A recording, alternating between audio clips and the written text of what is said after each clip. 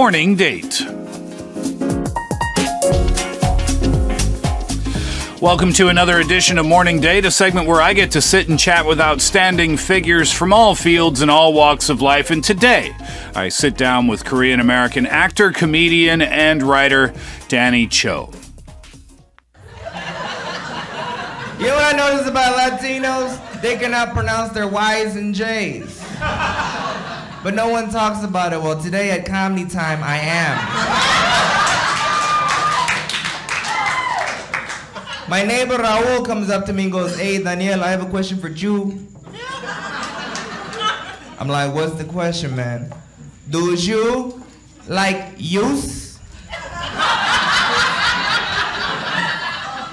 "What's use?" "Come on, you know, pendejo, like orange juice or like strawberry juice or like banana juice or like..."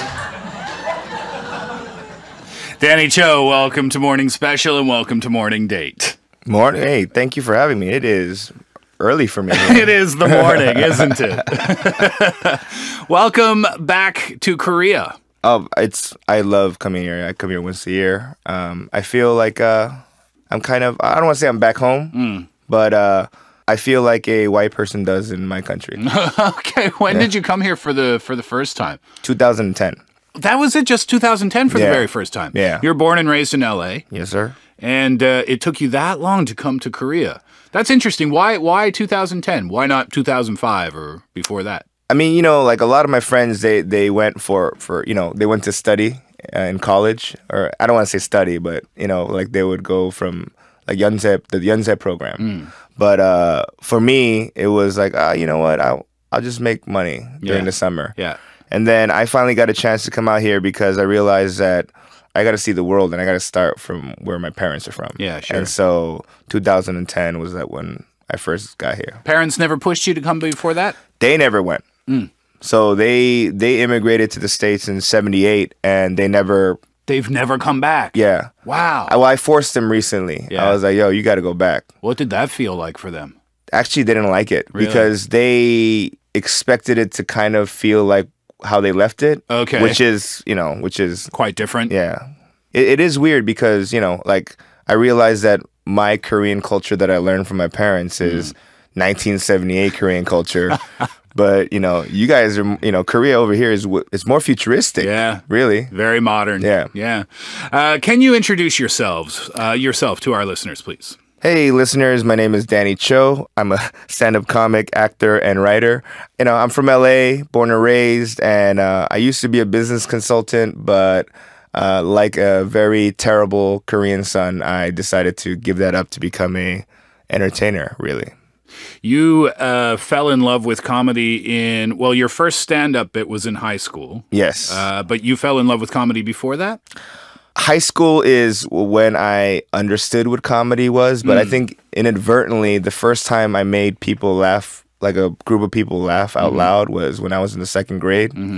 I was in the state spelling bee, and the word was zucchini. Okay. And I didn't know what a zucchini was. Okay. So my teacher was like, spell it the way, you know, you've heard words and, you know, piece it together. So I said zucchini, ZOOKINI.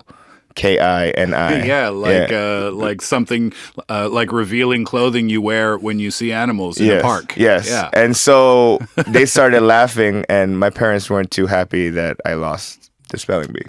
But they are pretty happy now that you're making a really, really nice career for yourself in the comedy world. No, you're shaking your head. No, they don't. They actually, you know, they're happy for me that, you know, like I've been in commercials. Yeah. I've done TV. You were the first Korean person to appear in a Super Bowl commercial? That I'm not sure. I don't know where they got that, but I've been in about 3 Super Bowl commercials. I don't think so. I'm sure there has been more Koreans in a Super Bowl commercial. That's pretty cool, though. Yeah. You were in 3 Super Bowl commercials? Yeah.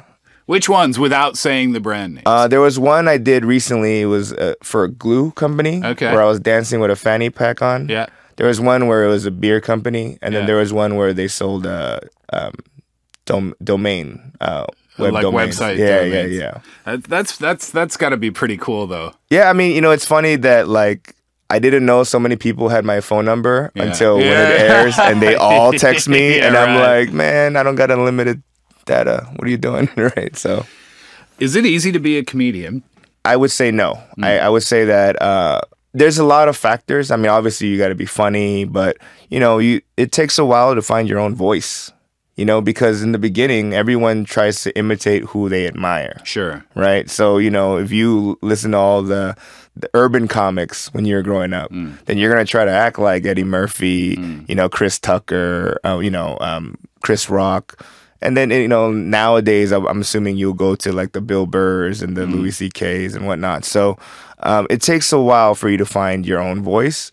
But even when you're a comic, it's hard because everywhere you go, the audience, the sensibility is different. So that means you have to morph into something a little tiny bit different everywhere you go? There's different schools of thought on that. Some people try to make sure, morph a little bit, and some people go, this is what you're going to get. Yeah. Like it or not, and so I'm more of a like it or not kind of guy. So where do you come up with your stand-up material then? It's from everywhere. I mean, usually I'm on the toilet, and then that's when my thinking happens, but when I'm driving or taking a shower, it really happens. And then from it, based off of stories of my life to just a random observation. Like the other day I saw a dude in a wheelchair and he had dirty shoes. Right. So I was like, for 2 days, it was bugging me why this guy had dirty shoes. So, you start making backstory, and then thinking about, what he went through. Observational humor. Yeah. And when you came to Korea for the first time to do a show, how did it feel for you? I mean, you said this is where your parents are from and you were coming back here for the first time. Was it like an emotional thing to come back here for the first time and do something that you had been so passionate about for so long? It was definitely different from doing stand-up back home that first time.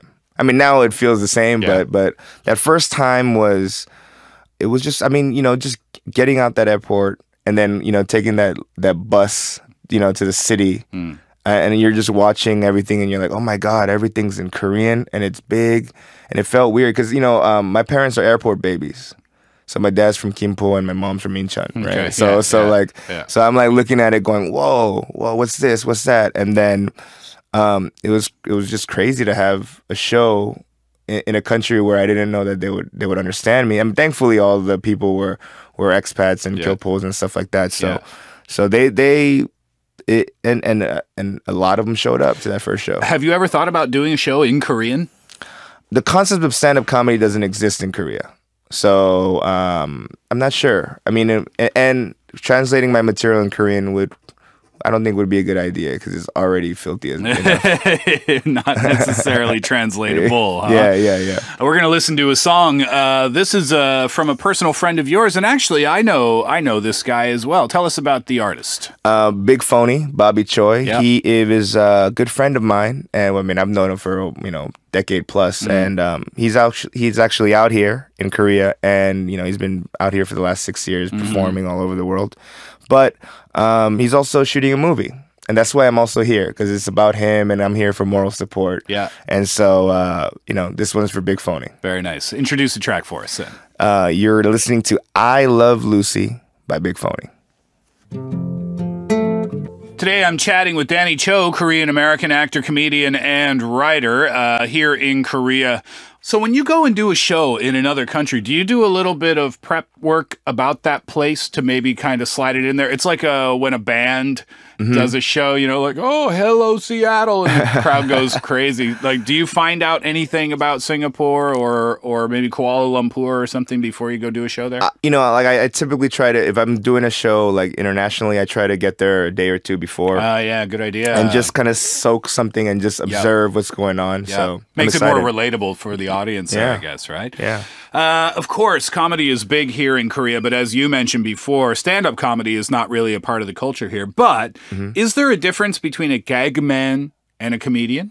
Well, I think to me, a gag man, the Korean sense of it is that it's a comedian, so I think it's the same word, really. It's just one's in English and one's in Korean. But to me, I see a lot of gag men here. It's more slapstick. It's more physical comedy. It's more you're in costumes. It's more sketchy. You know what I mean? Or live sketch shows, right?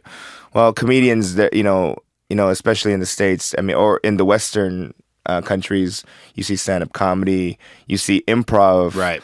So there's a little bit of difference in terms of genre, but at the end of the day, it's all the same thing. Making people laugh. Yeah, if you're doing that for a living, then you're a comedian, right? Tell us about a big project that you were involved in, K-Town Cowboys. This is pretty exciting. K-Town Cowboys was a web series I wrote in 2009, and we shot it. And 2009, I wrote it because me and the director, Daniel Park, we were kind of upset with the business for not, we weren't getting roles, we weren't getting gigs as, we thought we should. So instead of waiting for, something to fall in our lap, we decided to write a story, our story, which is a Korean American living in Koreatown. And so K-Town Cowboys was a story about 5 friends hanging out in K-Town. And Daniel, he didn't have any directing experience. I didn't have any screenwriting experience. Yeah. But we wrote it, and, we jumped out with makeshift lights, and we shot a web series. And we thought people were going to hate it. But it was very well received, to our surprise. And so a few years later, we made an actual full-length feature film, and which... it's executive produced by Ken Jeong. People like... Ken Jeong, of course, if our listeners don't know, is a Hollywood movie star now. And it's interesting because he used to be a doctor. He was a medical doctor. And I suppose he still technically is. He's still certified. Yeah. But he was in the Hangover movies. I believe he's been in sitcoms as well. Yeah, he has a sitcom right now called Dr. Ken, based off of his life. And it's amazing how successful he's become. And he's a funny guy. So he was a big part of this project too. Yeah, I mean, after the web series, Ken was like, Danny, so like, what's next? Like, I want to help. That he really enjoyed the web series. And so... that was like, give me some time. I got to write this full-length feature. Because to me, the web series was based off of how we used to play when we were in our 20s. And the movie reflects like hitting our 30s and we can't play like we used to because life's responsibilities come, come back at you. That's exciting, though. It's going to be on VOD here in Korea at some point. Yeah, so when it comes out, please, listeners, please watch it. Look, it's not the best movie. I get it. Like I wrote it, I watched it 1,000 times, but right. That's not the way you're supposed to promote your No, film. but like it's not. It doesn't deserve any awards or anything. Yeah. But I think the context of it is that an Asian American film is very hard to make in America because who's gonna give you money to make it? Because it's not gonna be a profitable movie. I mean, for the most part, in the last 30 years, there's only been 2 that ever was profitable. So, for me, with all that fighting, we still decided to make it. So, check it out. I mean, hey, if Tyler Perry can keep on making movies, then so can I. Right. So what other types of things or what else is in the plans for you maybe over the next 6 months or a year or so? So I shot an hour comedy special, and, we're trying to sell it to Netflix. So hopefully that comes through. Or any of those platforms, we would love to... at the end of the day, I'm just trying to create as much as I can. So on the stand-up side, that's what I'm doing. And I'm also, touring more. I'm writing more screenplays. So, hopefully there's a part 2 of K-Town Cowboys, and I'm thinking that it might take place here. Oh, you're going to shoot it here, maybe? Yeah. Oh, if it gets done, then I think we'll shoot it here. That's really cool. That's exciting. No timeline for that, though, yet? No, I mean, because the first movie, before I started writing, I had a full head of hair. But now, it's looking very sparse. My friend said that I look like RoboCop without the mask. Danny Cho, good luck with the projects. Enjoy your vacation/work as you travel from here to Singapore and on through to Malaysia before you head back to the States. And when you come back to Korea, come back and say hello to us at Morning Special again. We'd love to have you. Absolutely. Thanks for having me, Steve. Danny Cho, thank you so much. Bye.